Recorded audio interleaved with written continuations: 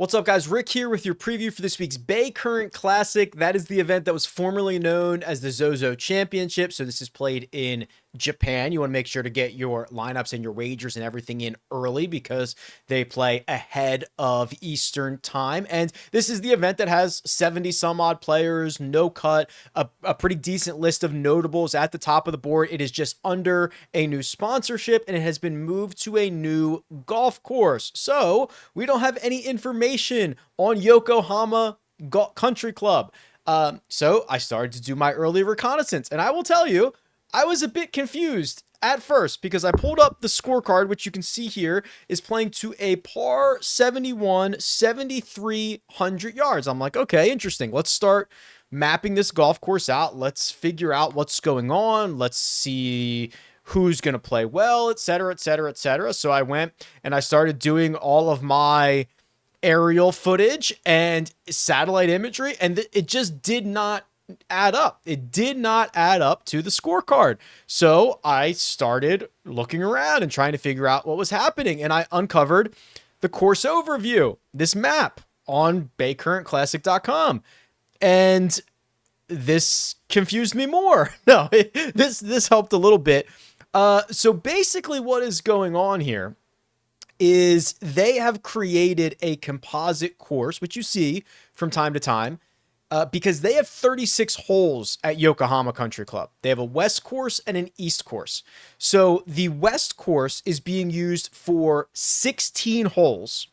And I went through and figured out, matched them up on the map to make sure I had this right.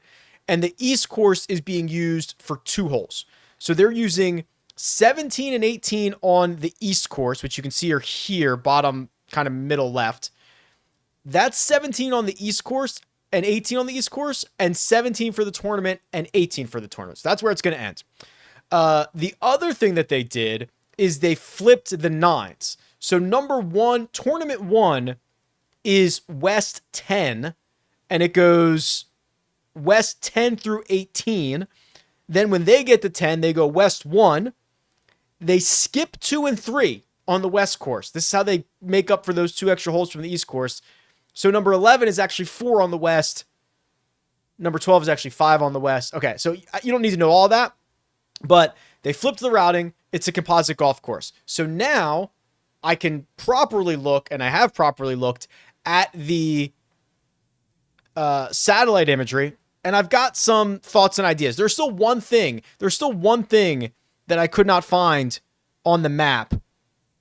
It's this water hazard right here, but we'll get to that in just a second. So let me take you to Yokohama West, number 10. This is the starting hole for the tournament. Okay. What you will find, and you can see I've already started to mark this up a little bit, is that there is a pretty good mix of generous tee shots, where at 300 or 310 yards, you have 50 yards wide. I would consider that to be generous. And then you have other holes in which these trees that are kind of lining the fairways encroach a lot more and become problematic. So I don't think it is only bombers, only accurate guys. I think that on certain holes, I would probably prefer a lot of accuracy, and you'll see why. Number tournament 2, not that case. You can bomb it down there without any regard. You can see that it's wide open. Number 3 is a par 3, no problem there. But like there's a lot of these little dog legs, or almost like double dog legs, where it turns left, straightens out, and then kind of turns left again.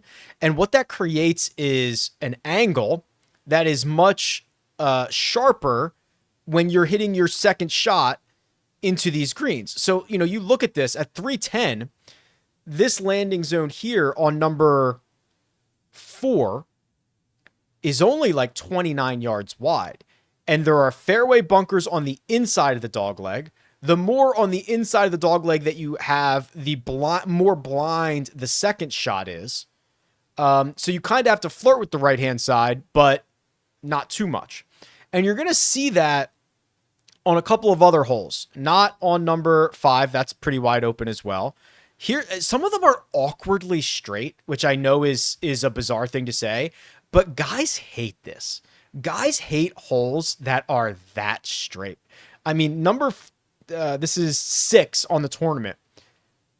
Like, that is such a straight tee shot. I hate that. Pinches in some specific spots. A lot of bunkering around the greens that kind of cut into the putting surfaces, which are kind of nice. I want to get to some of these other ones here. So some short par 4s, you can dump that into the bunker there. Okay, like here's another good example. So this is 18 West. So this is going to be 9 tournament.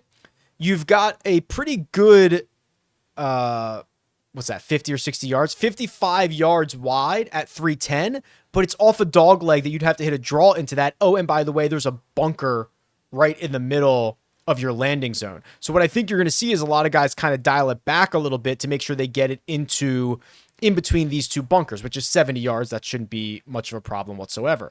Then, you'll see that here as well. A lot of the fairway bunkers give you like a 20 or 30 yard gap to avoid them in, where you almost don't want to go full throttle and get it into this left fairway bunker on number 10, but you have to hit it past the fairway bunker on the right. It's kind of interesting.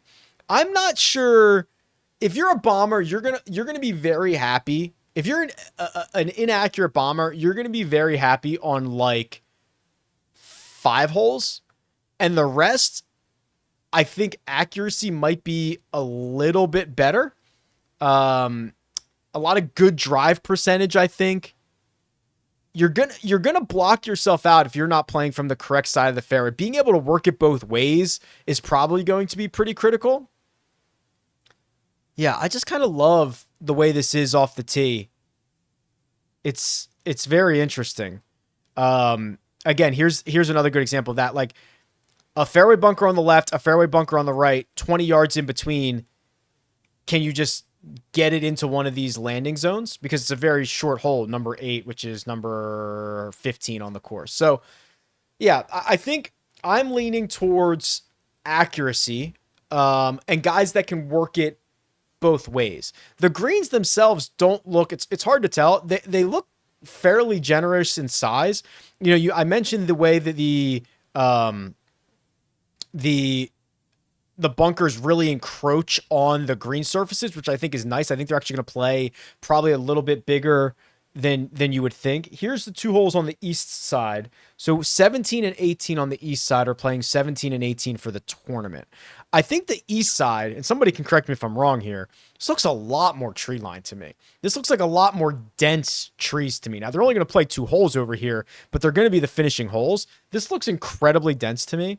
And this 17, I think, is going to be kind of a beast. You've got the 310 landing zone, which is only 44 yards wide, and half of that is eaten up by a bunker and tree lines on both sides.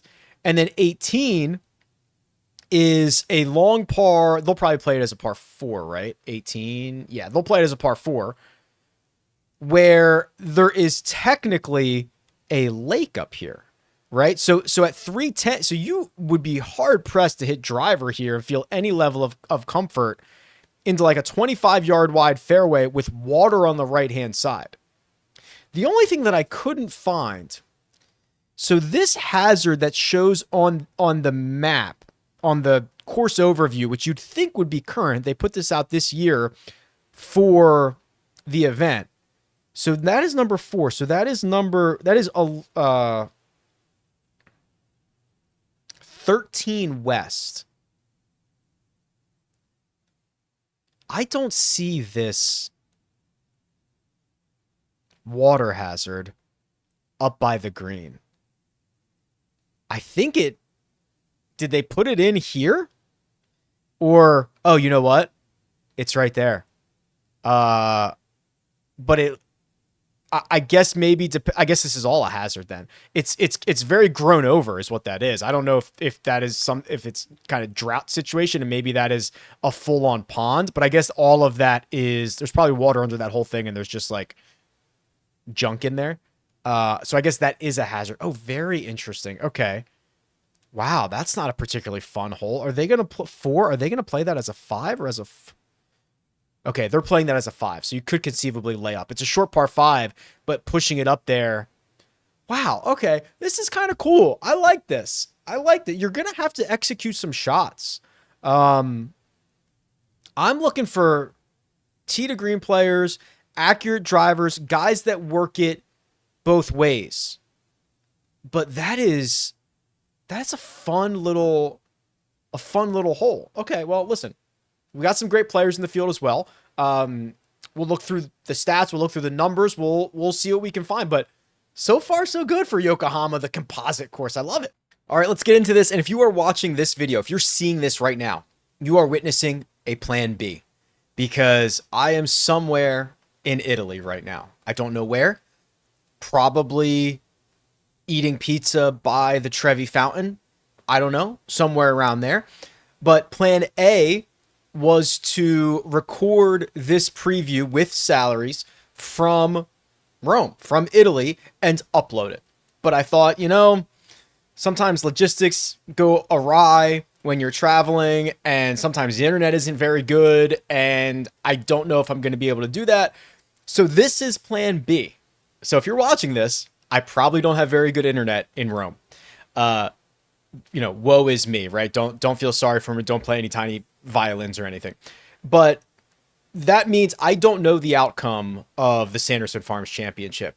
I don't know what the salaries are. That's not going to stop us from doing a deep dive, looking at this field, all the fun stuff that we're going to do. But keep that in mind. And of course, I'll update the website, RickRunGood.com, as soon as humanly possible when salaries are out and when the Sanderson Farms Championship is over and all that stuff. But as of right now, I don't know. So let's see what happens. Let's ride. I want to start with this idea of shot shapes, because that's kind of where I left off on the course portion of this, where I thought being able to work it in multiple directions was going to be a pretty valuable skill set. So if you go to the radar tool on RickRunGood.com and you click the leaders, I've loaded in the Baycurrent field, and you can see all the radar metrics for these players. And what you can see is the shot shapes on the right-hand side.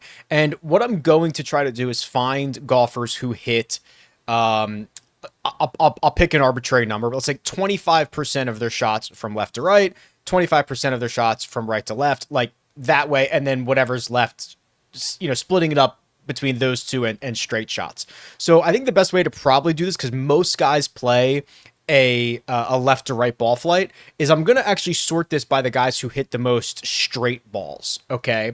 And then you're going to start to see how this pans out. And already I am smitten with Takumi Kanaya, who hits more straight balls than anybody in this field, 31%. There is a margin of error there. So you get like, I forget what it is, what I have it set to.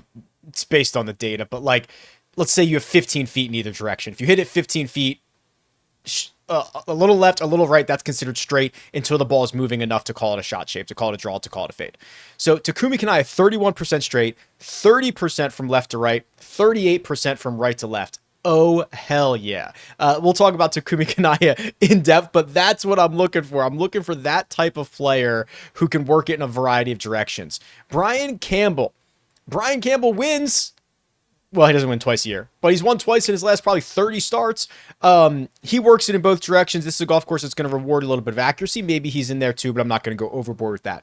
Alex Smalley, Christian Bezadenhout, Sung Jae Im, Kevin Roy, who's as of this moment playing very well at the Sanderson Farms. I don't know how he's going to finish.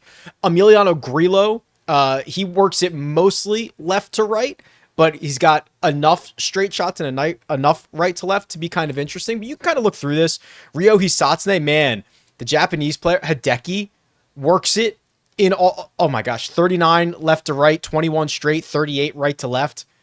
The Japanese players, 3 of them like inside the top 10 of straight balls and working it in a variety of directions. Wow.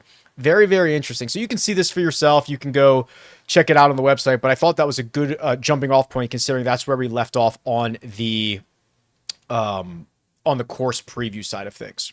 So the cheat sheet is it's sorted by strokes gained total of the last 36 rounds. Normally it would be sorted by salary, but it's going to give us an opportunity to talk about some of these players. Alex Noren is having the quietest, amazing run you've ever heard or you've ever seen. T7 at the 3M, T3 at the Wyndham, okay? Does not play in the PGA, in the FedEx Cup playoffs. Wins the British Masters. Misses the cut at the European Masters the following week. And then 2 weeks later, wins the BMW PGA Championship. He has now gotten up to 18th in the world.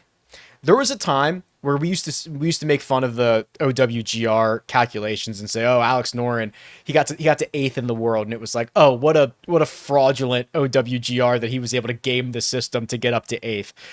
There are still flaws in the OWGR, but Alex Noren is now 18th in the world with 2 wins in his last 3 starts, with 4 top 7s in his last 5 starts. The metrics from the DP World Tour show that he's been a very good approach player and a scorching hot putter.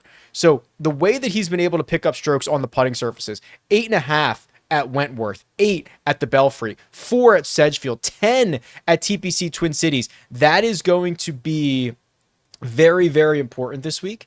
And my goodness, Alex Noren, nobody hotter, he was a vice captain for the Ryder Cup team, so he was there enjoying that. Probably felt like he could have been on the team, should have been on the team, I don't know, but my goodness, at 43 years old, playing some of the best golf of his life. I also want to look at Chris Goddard up here, and there is nobody in the world who is as big of a believer in Chris Goddard as I am, right? I mean, he was fantastic for us last year. Loved the way that he was building throughout the entire year. We got a bunch of really good results out of him in a lot of matchup marks, a lot of top 10s. I think I even might have had an outright on him at the Scottish Open. Really, really good stuff. That said, I'm nervy. We haven't seen him since the Tour Championship, so going on nearly 2 months since we've seen him play competitively. I think that, what we talked about earlier, there are going to be some holes that hem you in that are not going to let you just bomb and gouge this place. Some holes you'll get away with it, some you will not. And he has one shot shape, which works well when it doesn't, like if you can, if a lot of courses on the PGA Tour hit your 78% from left to right. If you look at his radar and his 9 windows, I'm pretty sure it's like all he does is hit low fades. Yeah, that's all he does. Like this is cool on Sunday on the back 9, and you have to have a go-to shot hitting a low fade 55% of the time. That's very cool with 4 holes to go and you need to get in the fairway, you need to get in play. It is not as cool when these holes work in opposite directions and being in the correct side of the fairway feels like it's going to be a lot more valuable than other places. So as much as I love Chris Goddard, that's a pretty concerning couple of things that will allow me to just kind of, wait and see. Let's just wait and see what happens. Kurt Kitayama also quietly had a great run at the end of the year. Once you start getting past like the Open Championship, people just forget what happens, right? He won the 3M Open. He gained 13 strokes from tee to green. He had a very good run into the FedEx Cup playoffs. He made it to the BMW Championship. He finished T19 there, and that ended it. He has played this event before. Obviously, this is the first time at Yokohama, but he's played here before. He finished 5th last year. He finished 16th in 2023. He finished 29th in 2022. So his results in Japan are very good, which makes me think, why don't we just do this? Let's just do everybody in this field since 2019 in Japan. Let's just see what happens. I imagine it's just mostly going to be Zozo stuff, but let's just see for kicks here.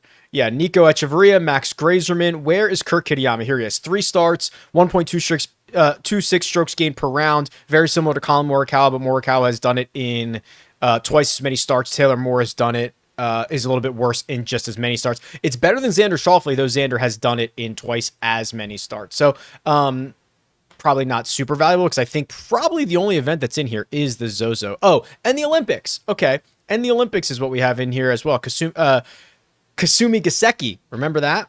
That was a fun one. To put a bow on Kitayama, he's the 2nd best player in this field in terms of ball striking over the last 36 rounds. He's behind only Rico Hoey. Asterix, the Rico Hoey number will update because he's playing the Sanderson Farms and it's not complete yet. So maybe that gets worse. He missed the cut. But he does not take away from Kurt Kitayama and what he has been able to do over the last 36 in terms of ball striking, which is both off the tee and on approach. I do want to talk about Michael Thorbjornsen very quickly here. So he is, this looks like a profile of a guy who's getting comfortable now. It took him a little bit to get his legs underneath him on the PGA Tour. He's starting to put together a lot of really good finishes. That raw talent that we've known about for years is starting to show up in the advanced metrics. The thing that I like about him is you get these younger guys, and he's like 23, 24 years old. You get these young guys who have the ability to be, super fast off the tee, the great flushing, the amazing ball striking, all that fun stuff. But he is still quite accurate off the tee. In fact, he hits, 63% of his fairways over the last 36 rounds, which is definitely in the higher end of this field, which is not something that you always see from these just raw, incredibly talented young guys who have mostly been taught swing it as hard as you can and go find it. So I like the way that Thorbjornsen is trending. And as of this moment, he's playing well at the Sanderson Farms. He's coming off a really good start at the Pro Core Championship. This is a guy who's about to take the next step or two. I think that's pretty clear. And I don't know what his salary is going to be, but it looks like a pretty good spot for Michael Thorbjornsen as well. Now for the next section here, I'm going to focus on some of the bigger names. These are the guys that I expect to have shorter odds. These are the guys that have that name value. They're probably going to be higher in DraftKings salaries. Not all of them, but some of them. So let's start with Xander Schauffele here. And I just can never quit this guy. What I saw from him on Sunday singles at the Ryder Cup was spectacular. The strokes gained numbers coming from the Ryder Cup are wonky. You should not live and die by these. But I saw it with my own two eyes. He gained 3.2 strokes approximately on approach in that Sunday singles match in route to victory. I watched him hit both on 15, hit the left grandstand off the tee and the right grandstand off the tee in back-to-back sessions or days, whatever it was. And those are probably like 80 yards apart at Bethpage Black. I am terrified of what the driver is going to do around this place, which probably means I'll opt for somebody like Hideki Matsuyama here. He'll probably be much more popular. I know the off the tee numbers have not been nearly as good, but he finds a way to show up in Japan. We saw that in those metrics. He's won this event, not at this golf course before, and he's got the shot shapes that I think will overlay onto this course a little bit better. Not thrilled for Hideki, but if I'm trying to play a top guy, it's probably Hideki over Xander, not as much of Colin, which we can talk about in a second. But even as a top guy, I think Hideki's like a 7 out of 10 for me. He's not someone that you have to get into every single lineup, but he does get the nod compared to some of his higher priced peers. It's going to be really hard to play Collin Morikawa or invest in Collin Morikawa over 4 rounds or over an extended period of time when he just continues to do this, which is lose strokes with the putter, and it does not even look close. The metrics are bad. He's gained strokes putting once dating back to the U.S. Open, so that is 9 losses and 1 win. The Ryder Cup was pretty miserable. Him and Harris English got whooped, and Colin didn't play particularly great on Sunday by himself either. The metrics are, the ball striking metrics are great, right? If you go to the power ranking series, the 4th best ball striker in this field over the last 36 rounds, it's literally just a putter issue. And he seems to be tinkering with a new putter, a new grip, I just don't have any confidence that he's going to make anything. So very difficult there. I will also pull up his radar because I think you're going to see a lot of the same thing, which is like that exclusive left to right shot. Yeah. 88% of his shots go left to right. Rarely hits a straight ball, rarely hits it right to left. I'm thinking about some of these dog legs in which, if they're a dog leg right and he misses it on the inside half, that's trouble. If it's a dog leg left and he's kind of too far to the right, is he now going to get blocked out by the trees on 9 approach shots? So does his best asset, which is his second shot, does that get negated a little bit because he's not going to be in a good position? He might have to work the ball in a way he doesn't want to work it. There's just a lot of thoughts there. So I actually think the top of the board, or what I perceive to be the top of the board, which is Xander, Colin, and Hideki, is not super strong relative to some of other small field no cut events that we have seen. I'm just going to click Tony Finau's name. I do not expect him to be very popular. I do not expect him to be very expensive. I do not expect to have much, if any, exposure to Tony Finau until something else happens. Tee degree numbers have fallen off a cliff. The driver is gone. I mean, we are hemorrhaging strokes off the tee. We are bleeding them on approach, and we are not making them up anywhere else. I do not like to retire guys. I really don't. Really, really don't. And Tony's a good guy. But I believe if we look at this and look at his radar stuff, I think you're just going to see a golfer who's kind of past his prime. Club head speed numbers are down from 2024. Ball speed is down. Apex is down from last year. Carry is down from last year. It's not like the worst year of his career, but all of these things happening at the same time, and then you're seeing some of his worst. You're seeing the worst proximity numbers of his career. You're probably seeing the worst putting numbers of his career. Let's see. Yeah. Well, second worst with 2024. So, he's coming off this is the worst year of his career by a mile, by like a full stroke per round. So, love Tony, but he just might be in the decline. Happens to everybody. Father Time is routinely undefeated. Sahith Theegala. I was a buyer at Procore, and I am still a buyer now. Talked about this a lot leading into the Procore. He had so many injuries last year that I think he kind of mismanaged, and he tried to play through, and it was miserable. Finally healthy. He gained 8 strokes from tee to green at the Procore. He lost 4 with the putter. He's a better putter than that. I'll pull up his radar sheet so that we can see this. But when you gain 8 strokes putting in Napa, 8 strokes from tee to green in Napa, and you're a career positive putter, I'm completely fine with going back to you. I think he's healthy. I think he's well rested. I think he's highly motivated. I don't like that he hits all of his shots from left to right, basically middle and high fades all day long. But this dude's got like some stuff to prove, and I like the spot that he's in. I hope we can find him at a pretty good price. All right, so Kevin Yu through 3 rounds of the Sanderson Farms is putting to a 0. A slight positive, in fact. When he does that over any extended period of time, he's going to be very, very dangerous. Phenomenal ball striker. I don't know what the finishing position is going to be at the Sanderson Farms, but it's probably going to be his best finishing position since the Canadian Open. Guaranteeing him 4 rounds in Japan feels like a very valuable thing. And if he can putt to a 0 or a positive 0.5 over 4 rounds, it's going to be very valuable. We saw Christian Bezuidenhout show up on the shot shape radar metric. He's starting to prove to be an approach and putting guy, which is going to be good for this week. It's good for a lot of weeks. Most recently played the Irish Open. Should be ready to rock and roll. Not super excited about this, but I think he's worth a mention because he can be one of the best putters in the world, and he's got a very good overlay for this course. His fellow South African, Garrick Higo, also quite hot. Won a golf tournament 10 starts ago in Punta Cana, finished T7 in Napa, his first and only start of this year, and now is in the mix, maybe winning the Sanderson Farms Championship.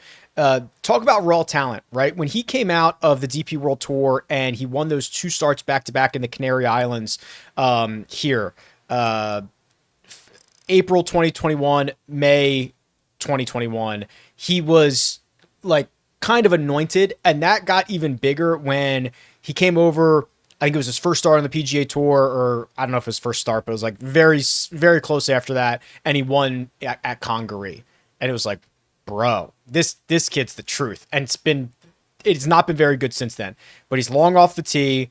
When he's playing with confidence, he seems to be just in a much better place right now in his career. He's playing the best golf of his life. He might you might be watching this and know that he has won twice in his last 11 starts, and his only 2 starts this season are a T7 and a win, or a T7 and a runner-up, or whatever he ends up finishing, which is very exciting for Higo. If you have watched this channel for any extended period of time, you've heard me talk about Takumi Kanaya for a long time. He has been one of the better Japanese players in the world. He had a fantastic amateur career. He dominates overseas. He's trying to translate that to now this more full-time PGA Tour schedule, and 2025 wasn't great. You see that a lot. Guys trying to just find themselves, get into a routine. Some are faster at it than others. We talk about that all the time. Had a 5th place finish at the Byron Nelson. He had a 7th place finish at the 3M. He was the working the ball in both directions. The home game narrative for Takumi. Does it also help that in his most recent start, which was, I think, last week, he won on the Japanese Golf Tour? I'm not reflecting that here. That's one of the... I cover 6 tours on RickRunGood.com. Maybe I should add the Japanese tour to that and make it 7. I'll look into that. So it's not showing up on his profile, but he won a Japanese golf event like last week. What's it worth? I don't know. OWGR says it's probably worth like a half a Corn Ferry win or something like that. Actually, I will tell you. The OWGR says... or he got the same number of points as he did for his T7 at the 3M Open. So that is basically what that win is worth. So you could call this 2 T7s in his last 4 starts on the PGA Tour if you were to look at it that way, which you can look at it any way you want, but that's the way I'll frame it. I'm dying to see the price on Max Homa. I argued let's be early on Max Homa for the Sanderson Farms. I've seen him go out and shoot the round of the day on Saturday. I do not know how he's going to finish. He's passing the eye test. He's passing the stat test, passing the confidence test. He's got a lot to play for still, a lot of pride.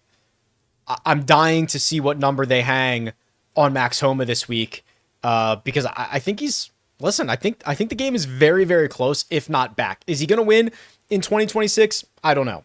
But I think he's going to give himself a hell of a lot more opportunities, and I think that really bad slump is well behind him at this point. Let's look at the trends tool together. So I've got the last 36 rounds loaded in here, and just look at the hottest players in the world. Again, before Sanderson Farms data gets loaded in there. Alex Noren gaining a stroke and a half strokes gained trend. So that's his baseline plus what he's done in the last 36. Højgaard is up there. Rasmus, Kurt Kitayama is up there. Chris Gotterup is up there. If you start looking at some of these breakout candidates, what you want are guys in this upper left. Now, I will caveat this for a second. This is looking for guys that are hitting it well from tee to green and putting below their baseline. Couple caveats. Siwoo Kim is so far in the upper left, you might have to worry that he is completely lost. You know, for him to be that far in the upper left, he's so far below his putting baseline that you actually, I think, have to worry about a new baseline and that it might never be coming back. He has lost strokes putting in every event dating back to the U.S. Open. So that is 11 straight. And many of them are losing basically a stroke per round. That is across different tours. That is across different regions, across different setups, across different types of grass, everything. And it's quite bad. So that's, you know, proceed with caution. I understand he is jammed in the upper left-hand quadrant, which is great, but careful. Better guys would be like your Xander Schauffele, your Christian Bezadenhout, your Rico Hoey's, your Kurt Kitayamas, your Vince Whaley's, even your Max Grazerman. Grazerman's not hitting it as well, not playing as well right now. Even Michael Kim. I think, you know, hats off to Michael Kim. Hats off to your bank account. That's still stuck in my head. Michael Kim, and he works the ball one direction and it's right to left, which is very strange, wins the French Open. Phenomenal. I'm so happy for him. A ton of confidence. He finished 10th at the BMW Championship. Fantastic. I think there's still some stuff to squeeze out of this. Not that he's going to gain another 7 strokes putting again. I don't think he's going to do that over 4 rounds, but I don't think he's going to do this, which is lose with the putter in 6 straight. I think there is, I still think we can get some very strong performances out of Michael Kim. He has not just broken through that, barrier. No, I think there is still enough there. Let's run a model. Let's see what we can get here. So last 36 rounds, I suppose I should probably change it to the Baycurrent. That would probably help for this. Last 36 rounds, we've got to do the weighted strokes gain total thing, right? Because we've got different tours, we've got all that stuff. I'm only going to put 15 on it. And then I'm going to do driving accuracy for 20. I'm going to do strokes gained approach for 25. I'm going to do... Oh, goodness gracious. I'm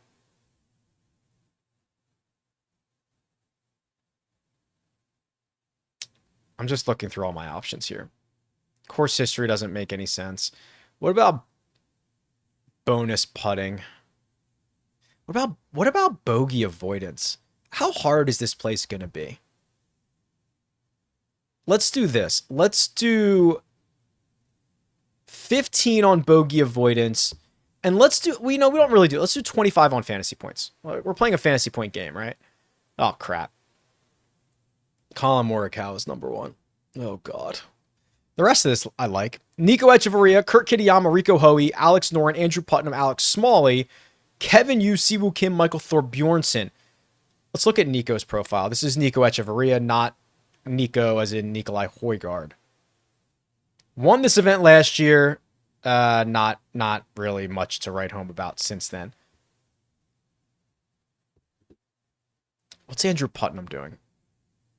Let's look at this while we're together. Losing off the tee, but that is because he is very short. 164th in driving distance, 274 yards on average. That's getting into my territory. Not really, but I wish. But 6th in driving accuracy. So don't worry too much about the off the tee numbers there. Everything else is pretty solid. Has he played in Japan before? Oh, hell yeah. Played here last year, this event. Different golf course. T27, T2 in 2022, T39 and T59. Look at this. Look at this chart. Just the, like, nothing off the tee. A big loser off the tee. Well above average with the putter. Well above average on approach. Well above average around the green in the last 100 rounds. Andrew Putnam. That's pretty cool. Okay. Well, listen. I appreciate you hanging with me on plan B here. Hopefully that was still as valuable as ever. And I'll try to like tweet some stuff out, or like, I don't know what's going to happen if I have access to the internet or not. I'm going to be fully enthralled with this event, so no big deal. But yeah, just bear with me. Let's see what happens, and it'll be, business as usual for the Utah Championship after this. But I appreciate you guys. I'll talk to you very soon.